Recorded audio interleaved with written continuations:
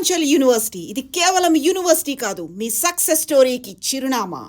And అబ్బాయి మీ ఇద్దరు అబ్బాయిలతోటి తమన్ మీ ఇంట్లోనే పెరిగాడంటగా, అట్లా పెరిగాడు, మంచి రిలేషన్ ఉంది మీకు తమన్తో. అలాంటి తమన్కి మీకు ఎక్కడో చిన్న గ్యాప్ వచ్చింది అని. గ్యాప్ ఇచ్చి వాడు నాకు వీళ్ళకన్నా ఎక్కువ, వాడు చాలా చిన్నవాడు. మా ఇంట్లో క్రికెట్లు ఆడుకునేవాడు. అదే గ్యాప్ ఏం లేదండి. అంటే అది ఎందుకు ఒకసారి పాప తనకేదో అమౌంట్ ఏదో కావాల్సి వచ్చింది అర్జెంటుగా, అడ్జస్ట్ చేయమన్నాడు. నా దగ్గర లేదు, నేను అడ్జస్ట్ చేయలేకపోయాను. ఓకే, బహుశా తను ఏదైనా దానికి హర్ట్ అయ్యాడేమో తెలియదు. బట్ నేను ఆ పరిస్థితుల్లో లేను, తనకు హెల్ప్ చేసేంత పరిస్థితిలో. నన్ను మామ అని పిలుస్తాడు. మామ ఇలాగనమాట. నేను మామ కొంచెం నాకు అర్జెంట్ అన్నాడు, ఏదో లేకపోతే అదేదో మనసులో పెట్టుకున్నాడు ఏంటో తెలియదు. ఇంతవరకు నాతో కాంటాక్ట్ లేదు. అదే మొన్న వచ్చినట్టున్నారు ఫంక్షన్, గాయకుడికి రాలేదు? గాయకుడికి వచ్చాడు అప్పుడు కదా, ఆ తర్వాత కొంచెం డిస్టెన్స్ అయిపోయాడు వాడు. ఓకే ఓకే, సరే మనం ఏం చేస్తాం, అందరూ బాగుండాలి మనకి. ఈ చిన్న వాటికైతే నేను వెళ్ళి చెప్పలేదు. కానీ అలాంటి తమ్మని మళ్ళీ మీకు మీ దగ్గరికి వచ్చి బృందావనంలో పాట పాడమని అన్నారంటే మీరు ముందు జరిగినాయి. అంటే మీరు బృందావనంలో పాడిన తర్వాత ఇది జరిగింది? పాడిన తర్వాత, అది రీసెంట్గా బృందావనం. ఆ తర్వాత అంటే చాలా బాగా పోలే. తను కూడా బిజీగా ఉన్నాడు పాపం, బిజీలో కూడా కలకపోవచ్చు అంతేగాని నేను అలా కూల్గా తీసుకుంటాను. ఏది దేనికున్నా ఎందుకు రావట్లేదు, ఎందుకు మాట్లాడలేదు, ఇవన్నీ అనవసరమైన ఆలోచనలు కదా.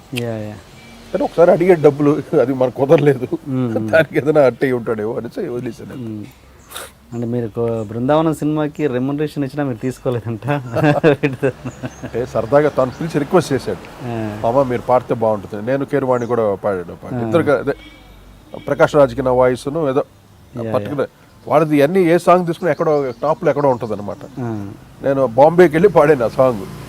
నాకు అసలు రాయల్ ట్రీట్మెంట్ తను. నేను వెళ్తే చాలా చక్కగా చూసుకొని నాకు స్ట్రెయిన్ ఇవ్వకుండా పాడించి పాటని 2-3 రకాలుగా పాడించుకున్నాడు. దాని తర్వాత నన్ను వర్క్ చేసుకొని తర్వాత ఫంక్షన్ రోజు కూడా, ఆడియో ఫంక్షన్ రోజు కూడా నన్ను పిలిచి అందరూ పెర్ఫామ్ చేసాం ఆ సాంగ్ని. ఓకే సార్, మరి మీరు ఇప్పుడు ఇంత కొత్త ఎందుకు రావట్లేదు నా దగ్గరికి, ఎందుకు మళ్ళీ రావట్లేదు అనుకునే బదులు మీరు మళ్ళీ ఇప్పుడు అంతా ఒక ట్రెండ్ నడుస్తుంది కదా, ఆల్బమ్స్ ట్రెండ్. మీరు వై డోంట్ యు ట్రై ఒక మంచి ఆల్బమ్? అంటే అలా చేసి అంటే అలా అని కాదు, ఇప్పుడు ప్రూఫ్ పెద్ద వాళ్ళు పెద్ద మ్యూజిక్ డైరెక్టర్స్ కూడా చేస్తున్నారు ఎంతోమంది. అవును, అది వాళ్ళ పర్సనల్ ఇంట్రెస్ట్ అండి. నాకేంటంటే కమర్షియల్గా మనకు వర్కౌట్ కాదండి ఆల్బమ్స్. ఓకే, ఇప్పుడు నేను కష్టపడి సపోజ్ నేను ఒక సింఫనీ ఆర్కెస్ట్రా చేశాను, ఏదో లాస్ ఏంజల్స్ రికార్డ్ చేశాను, ఎన్ని చేశాను, ఎంత ఖర్చు పెట్టి నేను చేసినా నాకు కమర్షియల్గా నాకు అస్సలు వర్క్. ఇమీడియట్ డౌన్లోడ్స్ వెళ్ళిపోతున్నాయి. ఇప్పుడు ఎవరన్నా డబ్బులు ఇచ్చి కొనుక్కుంటే నేను ఖర్చు పెట్టిన దానికి డబ్బులు వస్తాయి. ఇప్పుడు అది అమెరికాలో, యూరోప్లో అంతా ఆ సిస్టమ్ ఉంది. అందువల్ల ఒక్క ఆల్బమ్ హిట్ అవుతే ఆ సింగర్ ఎక్కడికో వాళ్ళు మిలియన్స్, దే కలెక్ట్ మిలియన్స్. $1 $1 ఎంతో ఒక సాంగ్, అటు $2 $3 ఉంటుంది సాంగ్. వాళ్ళు కొనుక్కొని వింటారండి. ఆ పద్ధతి అది. ఇక్కడ ఎవరు అంతా పైరసీలు. ఇప్పుడు నేను అంత కష్టపడి నేను చేసినా కూడా నాకే పేరు రావాల్సిన అవసరం లేదు. Already I got my name. ఏదో కొత్తగా చేయాలని ఒక తపన ఉంది. ఆల్బమ్ చేస్తాను సరే అంటే కంప్లీట్గా అంత ఎఫర్ట్ చేసి ఎవరన్నా స్పాన్సర్స్ ఉంటే మటుకు తప్పకుండా I'm ready to do different kind of albums చేయాలని ఉంది.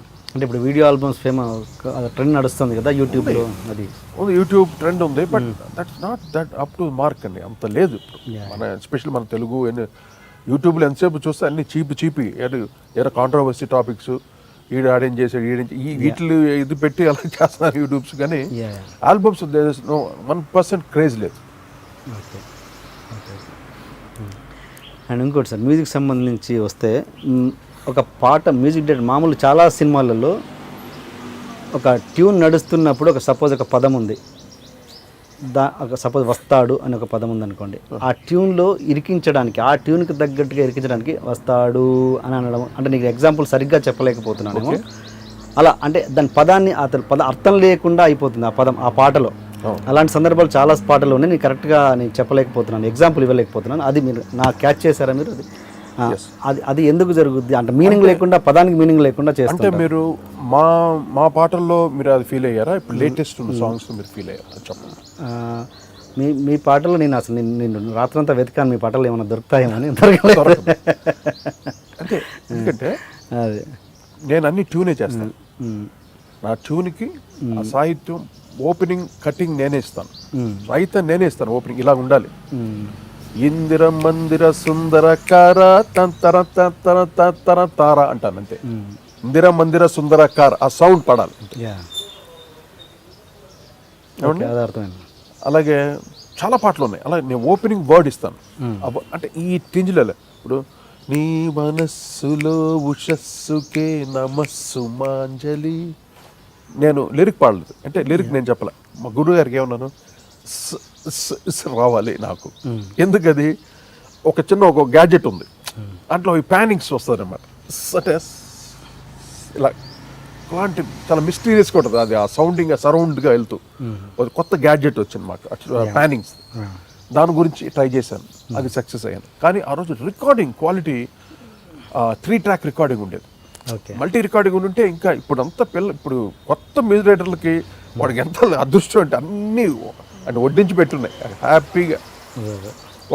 ఒక్క నోట్ ముట్టుకుంటే చాలు, కీబోర్డ్ పెట్టుకొని ఒకే నోట్ జింగ్ కొడితే చాలు, థియేటర్ అంతా జిమ్ అంటుంది. సిస్టమ్ అలాగ వచ్చేసింది ఇప్పుడు. Direct digital, DTS, Dolby digital ఇవన్నీ రావటం వల్ల మ్యూజిక్ అనేది వెరీ ఈజీ అయిపోయింది.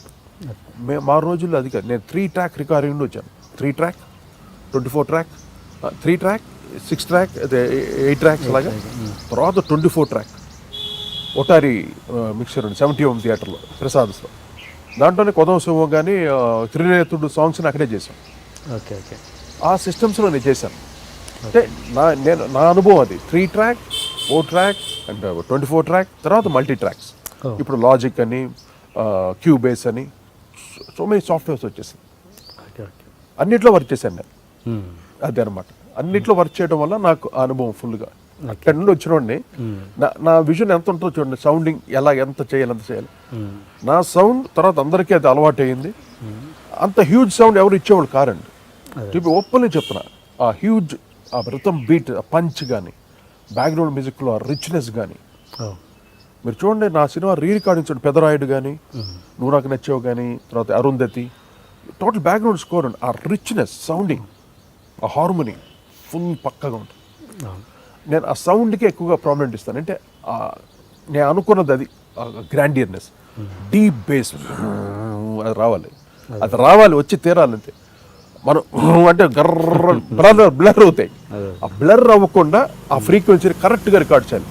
దానికి ఒకే ఒక నోట్ ఉంటుంది. అంటే కీబోర్డ్స్లో ఒక last note, C sharp note అని ఉంటుంది. That is a maximum deep base. అది సబ్బూఫర్ వెళ్ళేసరికి ఆ బేస్ ఇలా నిలబడుతుంది అనేసి. నేను ఆ రోజుల్లో ట్రై చేస్తాను. 3 ట్రాక్ రికార్డింగ్లో ట్రై చేశాను ఆ సౌండ్స్ అని. బేస్ డ్రమ్, డిస్కో బీట్, డిగ్ టాక్ ఆ రోజుల్లో పెద్ద ఫేమస్ బప్పిలర్ చేసేవాడు. మాకు ఎలక్ట్రానిక్ రాలేదు అప్పుడు చక్రవర్తి గారికి. నేను దగ్గరుండి ఆ బేస్ డ్రమ్ పెడల్తో వాయిస్తుంటాడు వాడు, డ్రమ్మర్ వాయిస్తున్నా, పక్కన క్లాప్ నేర్చాడు, ఇలా చేసావు. ఇవన్నీ అప్పట్లో అంటే ఏమి లేనప్పుడు కష్టపడి చేస్తే ఆ ఇంట్రెస్ట్. ఇప్పుడు అన్నీ వచ్చేసింది కాబట్టి లేజినెస్, ఏముంది ఆ సౌండ్ వేసి దీని వేసుకుంటూ దాంట్లో ఇది యాడ్ చేయదే, ఇలాగే మెకానిక్ దగ్గర. అప్పట్లో అంతా క్రియేటివ్, ప్రతి బీట్ క్రియేట్ చేసేవాడు, ఆ సౌండింగ్ క్రియేట్ చేసేవాడు. ఇప్పుడు మెకానికల్లో డ్రమ్ డ్యాన్స్ సాంగ్ అని మొత్తం రిచ్నెస్ ఎవరు ఇచ్చారు? సౌత్లో ఎవరు, ఐ మీన్ నార్త్లో కూడా ఎవరు, ఆ రిచ్ గ్రాండియర్నెస్. నేను ధైర్యంగా చెప్పగలను, ఎవరన్నా మాట్లాడమని చెప్పండి ఈ విషయంలో, నేను ఓపెన్గా మాట్లాడతాను. సౌండింగ్ ఇవ్వాలంటే ఓన్లీ కోటి, ఐ కెన్ సే బ్లంట్లీ. అంటే ఐ యూస్ అలవాటు అంటే మా చక్రవర్తి గారి దగ్గర బ్యాలెన్స్ చేసేవాడిని, మ్యూజిక్ అంతా విని రికార్డ్ చేసేవాడిని. ఆ నాలెడ్జ్ అక్కడుండి ఇలా చేస్తే బాగుంటుంది, ఇది బాగుంటుంది, నాకు నేను సెట్ చేసుకున్నాను. I don't want to compare with other music directors. ఒక్కొక్కరు ఒకటి స్టైల్ ఉంటుంది. So this is my style. ఇప్పుడు నా స్టైలే మొత్తం అందరూ యూస్ చేస్తున్నారు. ఆ గ్రాండియర్నెస్, రికార్డింగ్లో వాయిస్లు, సో మెస్మరైజింగ్ అంతే. కానీ మెస్మరైజ్ చేసినా కూడా కంపోజింగ్ ఒక సీన్కి మ్యూజిక్ చేస్తున్నాం అంటే సౌండ్ కాదు, దాంతో ఆ సీన్కి తగ్గ ఫీల్తో పాటు సౌండ్ ఇవ్వాలి.